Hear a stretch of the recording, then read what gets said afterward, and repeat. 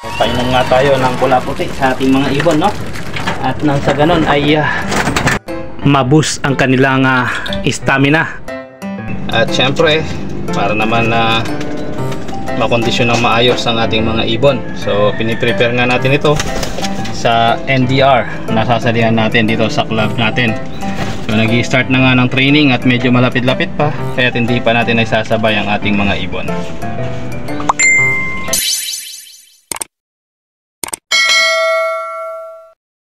Papainom nga tayo ngayon guys ng kanilang vitamins. Ang ating mga sinasalpak sa kanila ay ang pula puti. So start tayo at meron tayong pula. Actually guys, alternate ang ginagawa kong ito na pagpapainom sa ating mga ibon. Ayan, so kada pinaiinom ko nga ay pakakawalan ko upang sa ganun na hindi ako malito sa pagpapainom sa ating mga ibon. So medyo magaganda ang performance na ginagawa ng mga ating mga ibon, kaya tinutuloy-tuloy ko ang pagpapainom ng pula puti. Yan. At medyo naglulugo ng ating mga ibon guys, kaya tinutuloy-tuloy natin ang pagpapainom sa kanila ng vitamins. Yan, so magaganda nga ang kanilang mga ginagawang performance sa hatid ng pula puti na conditioning. Yan, so gumaganda na mga itsura nila.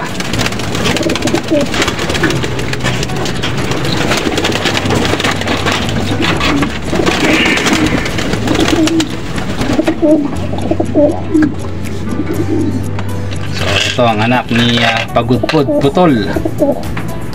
At ang partner nito, ang nani nito ay si Taiwan. Ayan. So ganda-ganda na ng itsura niya.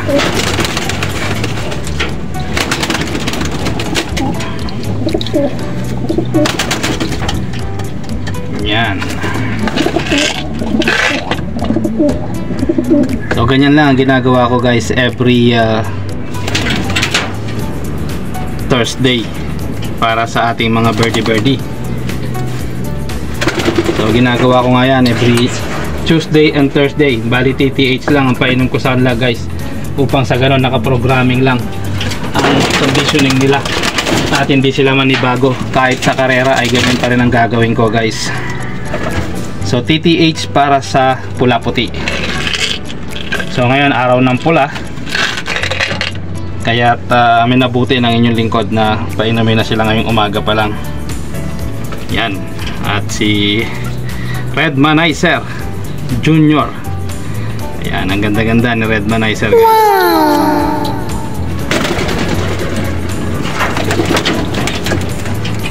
Siyempre, ito ang anak naman ni Old Line Red. Yan. So piniprepare ko nga ang mga ito guys para sa NDR. Yan, at nakikita ko maganda ang kanilang performance. At nag-i-improve naman ng todo.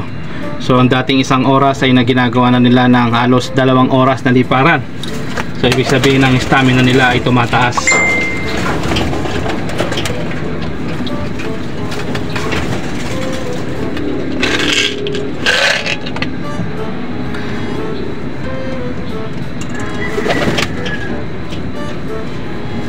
Ang ating mga North and South. So ay anak ni Cat Balogan Finisher. Yan, ang lupit ng itsura guys. So medyo patapos na ang kanilang paglulugon, no? Kaya maganda-ganda na ang kanilang mga balahibo.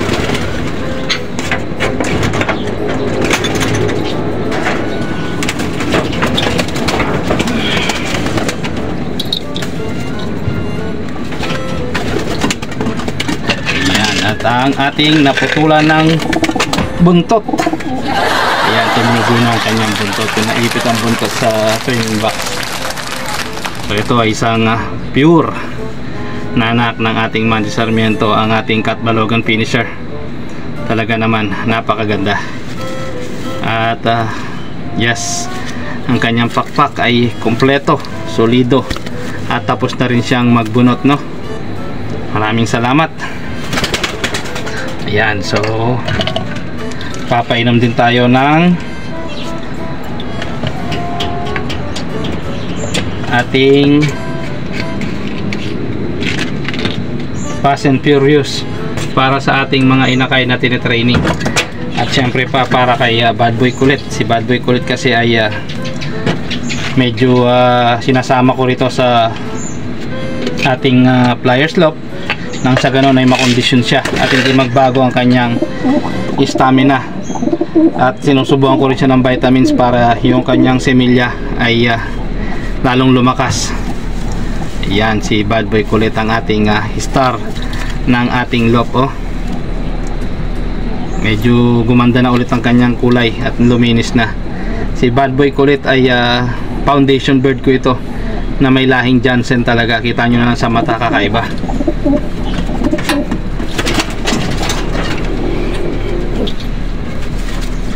At si anak ni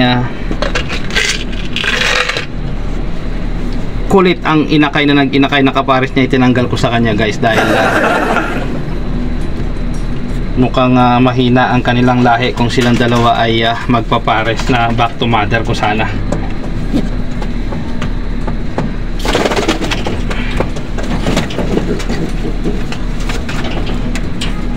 Siyempre ang ating si Pagudpud, Putol Champ. Ayan, iisang paa pero isang malupit na ibon guys na hindi mapagkakaila. Talagang sa kabila ng kanyang kalagayan ay talagang lumalaban at naglalahi pa. Nakaraang araw nga may bumalik nga tayong ibon guys na hindi ko alam kung sino nag-acquire nito. Ayan, at medyo naglulugon din ang ibon at wala siyang buntot. I-condition muna natin siya bago natin isabak ulit sa liparan nitong ibon na bumalik na ito. Yan. So paiinumin naman natin ng Fast and Furious for prevention ang ating mga birdie na mga inakay para makaiwas sila sa anumang mga sakit nitong mga nagdaang mga araw dahil sa sobrang nag-uulan.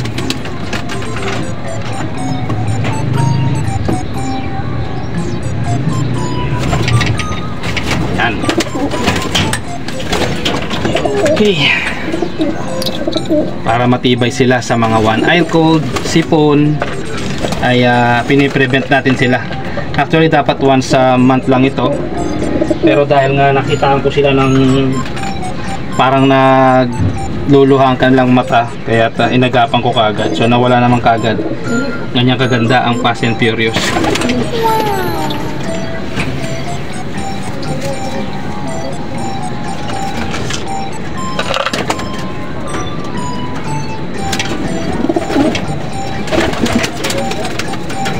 So nagsubo nga tayo ng mga supplement sa ating mga inakay at saka sa ating mga plier.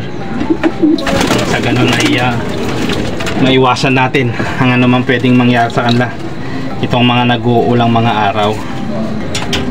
So may mga tinetraining nga tayong mga inakay at 5 peraso na naman ito.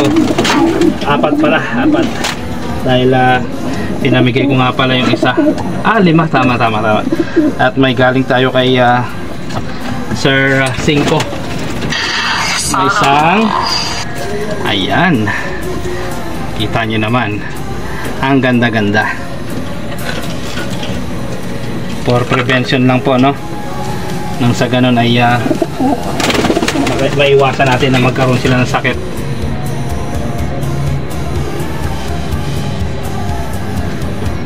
Yan. Alright na. At abangan nyo po ang performance ng mga ibon na ginamit sa Pula Puti at i-update ko kayo. Maraming salamat. Ito ang inyong lingkod, The Finest Road. Always choose to be happy and be courteous to others. And let the Lord God Almighty be the center of our lives. Bye for now and God bless.